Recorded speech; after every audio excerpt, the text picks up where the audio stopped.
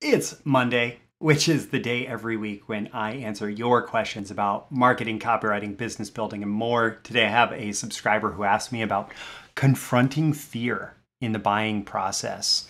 The question was, what is the best approach to assisting prospects face the fear they've projected onto my offer? From Jay.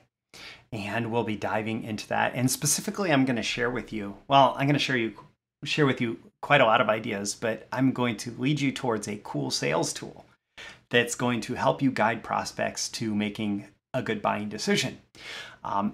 If you have a question that you'd like to have answered in an upcoming Mailbox Monday episode, check the link in the description to ask Roy your question. And don't forget to like and subscribe so you can get more content like this delivered to you. Let's dive into the answer to today's question. These are the proven direct response marketing, copywriting, and entrepreneurship success strategies you can use today to write your own ticket and create the life you want. I am Roy Furr, and this is Breakthrough Marketing Secrets. Now, here's today's breakthrough. Today's episode, as usual, is sponsored by me. The first link in the description will take you to the Client Getting Blueprint. Whew. Man, if you want to have conversations with prospects that turn into money in the bank, check out the Client Getting Blueprint. That's what that entire program is about. Not just like how to have a consultative selling conversation, which is part of what we're going to talk about in today's episode, but the entire process of defining first an offer that prospects are going to want to buy from you, and then building out the systems that get them on the phone, and then actually how you have those conversations and you convert them into paying clients.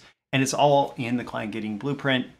And that's a truly massive course full of just immense value. Check the link in the description. It's the Client Getting Blueprint. All right, so let's dive into this question. What's the best approach to assisting prospects face the fear they've projected onto my offer? Well, I've got a prescription. And it's more cowbell. Don't fear the Reaper. Don't fear the Reaper. Also, don't fear objections. Geez, that was a cheesy way to get to that. But, you shouldn't fear your prospect's fear because when a prospect is having emotions, when they're having, even if it's negative emotions about your offer, when they get through those emotions, they will be more attached to you. And so they're probably going to turn into a better prospect. And in fact, they may even turn into an evangelist for you, for your brand, because of the attachment that is created by you helping them make the buying decision. Now, I will also say that you shouldn't necessarily just tackle these fears willy-nilly and just like bring up all the fears, because in some cases you may run into prospects who just aren't feeling those fears. And if you raise objections to those prospects, or even at the wrong point in the sales process, it can easily derail the sale. And so it's not just about like crashing headfirst into all your prospects' fear. Like you get on the phone with the first prospect that you're talking to for the day, and you say, "Let me talk to you about the fears that you've projected onto my offer." No, that's not what's gonna make all the sales. But when those things come up, and they probably actually should come up in most good buying decision-making processes, you have to be there to help them. And so we'll talk about that. So one of the important things is that if you have a good process to assist the buying decision, you are going to have a lot of power about how that comes up. And it's all going to get, it's all going to come around full circle. Ultimately, the prospects are going to be the people who make their own decision, and you do not want to take away that agency and that power from them. Like good selling, and it is not this like aggressive, I'm going to get you to sign on the line even if you don't want to. Good selling is helping buyers find solutions to their problems and helping figure out if yours is a fit or not a fit, right? But let's recognize that prospects will make their own decision. It should not, or it should be this way. And if you manipulate and force them into a decision, that's no bueno, no good. So like, the question is like, what process are you using to walk them through to making that buying decision? So like in the Client Getting Blueprint, again, link is in the description. I talk about using my PISA formula in the context of consultative selling. So you come up with a bunch of questions relative to your offer that help elicit the problem or challenge that the prospect is facing. Problem, P, PISA. And then you have questions that elicit the emotional agitation that they're experiencing around, not around the buying decision, but around the problem itself. Why are they wanting to solve that problem right now? And then you invalidate, or you ask a bunch of questions that elicit the prospect's invalidation of other potential solutions. And so they may have looked at other options. They may have tried other options. You want to know about that. You want to know what didn't work about the other options.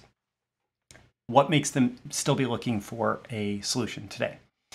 Then you ask questions to elicit the ideal solution criteria from them. So you're looking for, what does an ideal solution look like for you? What are you looking for this solution, right? Problem, agitate, invalidate, solve, or solution, and action. And so once they have defined the solution, if that is a strong overlap for your solution, that's when you're going to ask them to take action. Now, through the course of this, some of those negative feelings are likely to come up. They may project some fear onto, well, number one, what's probably going to happen is as they look at alternative invalid solutions, they're going to be afraid that your solution is just like theirs. And so the ideal criteria for an effective solution that they give you, you need to be able to identify, okay, what didn't work for you before was that, and our thing offsets that, right? Whatever our product or service is. And that's that bridge from invalidation of other options to what the ideal solution needs to be, right? So that's one way that you're going to, that's a system for helping people make that buying decision, and it's going to naturally pull out some of those. It's going to pull out some of those topics, some of those fears at the right moment to have them in the conversation. So when they are speaking about ways that other solutions have been invalid, and you talk about what an ideal solution needs to be, if yours is ideal, if yours matches that, if yours overcomes the inadequacies of the other options that they have looked at, well, then what you have done is you have said basically your fear that this is going to be just like everything else, and it's also not going to work like everything else didn't work for you. You said, that it's not going to apply here. Or, and you shouldn't say that directly, because that's going to raise a lot of skepticism. But that's the whole point of walking through this buying decision-making process and bringing around to, this is how the solution that you're looking for matches our solution. There's a great book called Rethinking Positive Thinking that I've talked about in the past that really, you could use largely the same thing and it would do largely the same job for consultative selling. It uses this WOOP process, wish, outcome, obstacle, plan. So like, what's your big wish? What is the outcome that we're looking to achieve with this wish? What obstacles are going to stand in the way of you actually fulfilling that wish? And what's your plan to get to the outcome while overcoming any obstacles? And again, I don't want to go into too much detail on all of these, but the point is that's going to bring up a lot of those fears at an appropriate time after they've already anchored, here's the outcome that I'm trying to achieve. Then they say like, oh, like an obstacle is, I'm afraid that this isn't going to work. It's not going to work for me, right? Okay, cool. What is your plan to make sure that this is going to work for you? Or if it doesn't work, what are you going to do? Or how can we work together to make sure that it works and that any initial stumbles are not a reason to completely give up on it, etc. Spin selling, a very popular selling system, largely is going to do the same thing. Identify the situation, identify the problem with the situation, what's the implication of the problem either being solved or unsolved, and how do we pay off the need that is implied in the need for a solution to the problem. In all cases here, the goal is to actually work through the negative, not just focus on the positive. The goal is to, go head first into the negative and be okay with that. Which brings me around to another powerful tool for selling. It's Dan Sullivan's impact filter. And I wanted to share this. It's been a long time since I've shared this. I have it as a worksheet here. I'm going to give you the questions themselves. It's this powerful tool. It's a worksheet. It's a series of questions really designed to guide your thinking process through any project or action-based decision-making process. It doesn't have to be selling, but Dan says that there's a reason that his people use this for selling as well, because it works. It's, hey, you want to achieve whatever goal. How does working with us actually help you achieve that goal? So the parts of the impact filter, number one, there's just a project description or name, like some kind of name for you to reference it from. Then you define the purpose. And just think about this as a sales conversation. What do you want to accomplish? What are you looking to accomplish? Okay, cool. And then importance. What's the biggest difference this is going to make? So if you accomplish that, again, we're anchoring all this positive stuff that we're looking to achieve. What's the biggest difference this will make? And then what's the ideal outcome? What does the completed project look like? So, what if the project goes well, what's it going to look like in the end? And then here's a really important step. And this is where we're defining the buying criteria. This is similar to the solution step in PISA. What's the success criteria? What has to be true when this project is finished? And by the way, like those first 3 questions are over here. The success criteria is over here. It's like 3 times as much space, actually more than that on the worksheet. And my worksheet is very similar to Dan's for this. So what has to be true when this project is finished? And so you define all the success criteria. And then we're going to address those negative emotions. Worst result. What happens if you don't take action? If you don't solve this problem, if you don't complete this project, if you don't achieve that ideal outcome, what happens? What happens? And there's usually a lot of fear associated with that. There's a lot of negativity associated with that. There were probably negative things that came up in the course of the ideal outcome, the success criteria, and all of this can be part of the discussion if you're talking to a potential client. But this worst result, just make sure that you go head on into those negative fears. Best result. What happens if you take action and you get the result that you desired? What's the best result? And so we've gone from negative to positive, and so there's this yin and yang effect of making sure that you think on both sides of the equation. Now, there's something that I've added to the impact filter, actually based on another book of Dan's. It's who can help or lead this. So if it's appropriate, and actually that's a great sales question, if you are helping them establish this entire project through the sales conversation, but not selling yourself hard, but then you say who, well, the natural thought is, well, you're the person, right? So that's a great addition if you're using it in sales. It's also a great addition if you are working with a team or even just one person, like an assistant or something.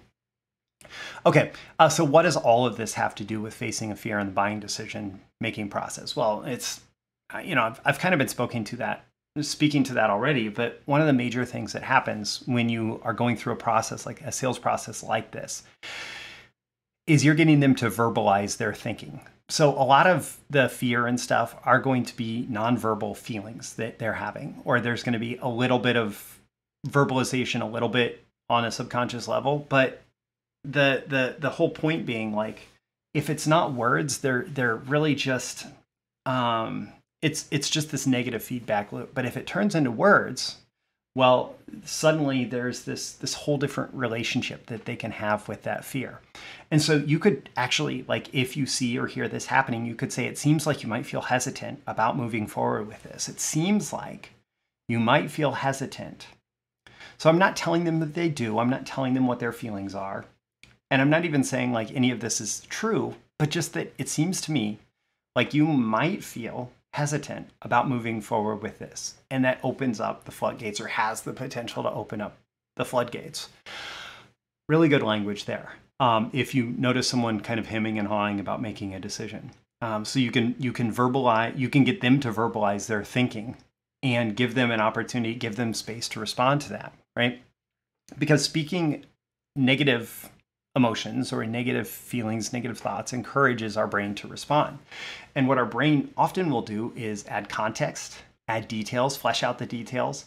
Our brain will often counter the negative. So say, oh, this is a negative thing. And by the way, there's research into this, into changing thought patterns for yourself. Like if you are able to verbalize your own negative thinking, one of the things your brain will do is turn around and say, oh yeah, okay, yes, I'm feeling that, but here's all the other details that are not included in that particular interpretation, right? So our brain will often counter the negative. When we verbalize, when we speak the negative, it encourages our brain to separate fear from reality. So our brain will do kind of a reality check and say, okay, how much of that is fear? How much of that is whatever, right?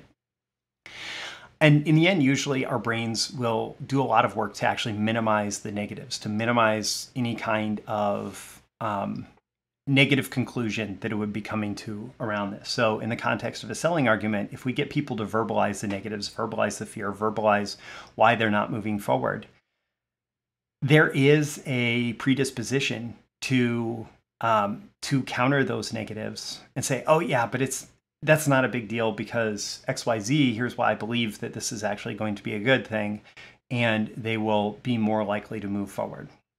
All right, so with that, don't forget, there's a link in the description of the Client Getting Blueprint, which includes a in-depth training on using that PISA formula to do consultative selling. It's a very small part of a much more comprehensive program that's probably better training on similar topics than people who do like $10,000 group coaching on it provide. So check the link in the description. You pay one low monthly fee to BTMS Insiders and you can binge all that you want from the Client Getting Blueprint. I'm Roy for this Breakthrough Marketing Secrets.